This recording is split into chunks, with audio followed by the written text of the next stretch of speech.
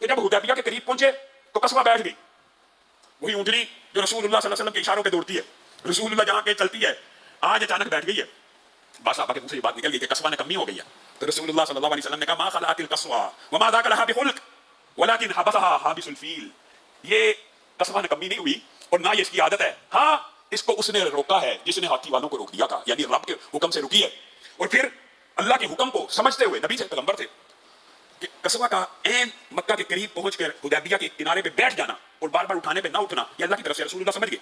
تو اللہ کو مخاطب ہوتے ہوئے اور قصبہ کو سناتے ہوئے کہنے لگے اللہ کی قسم میں قریشیوں سے ہر اس بات کے اوپر صلح کر لوں گا کہ جس سے شعائر اللہ کی تعلیم میں کوئی فرق نہ پڑے گا.